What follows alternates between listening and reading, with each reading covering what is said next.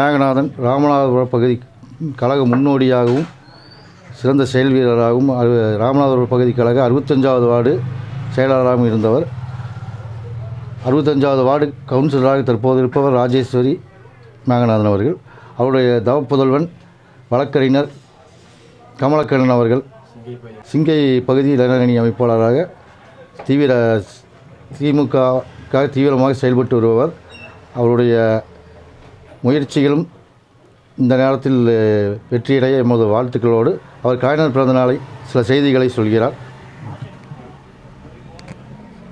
தற்போது முத்தமிழறிஞர் டாக்டர் கலைஞர் அவர்களின் 102வது பிறந்தநாளை முன்னிட்டு நம்முடைய 65வது வட்டத்தின் சார்பாகவும் சிங்கை பகுதி 3 இளைஞரணி சார்பாகவும் சிறப்பாக பொதுமக்களுக்கு இனிப்பு வழங்கி கொண்டாடி வருகிறோம்.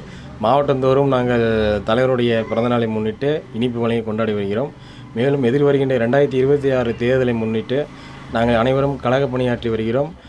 எங்கள் தலைவர் கூறியது போல் 200 தொகுதி இல்லை 234 தொகுதியிலும் எங்களுடைய பணியை சிறப்பாக செய்து 234 தலைவருக்கு கரங்களில் ஒப்படைத்து அவரை மேலும் வெற்றி அடை செய்ய பாடுபடுவோம். மேலும் தலைவருடைய திட்டங்கள் என்ன திட்டங்களை வழங்கி கொண்டிருக்கிறார். இன்றைக்கி ஒவ்வொரு குடும்பத்திலையும் தலைவருடைய திட்டங்கள் சென்றடையாத வீடுகளே இல்லை. எல்லா குடும்பத்திலும் ஏதோ ஒரு திட்டம் தலைவருடைய செயல்பாடுகளினால் சென்றடைந்து அவர்கள் பயன்பெற்று கொண்டிருக்கிறார்கள்.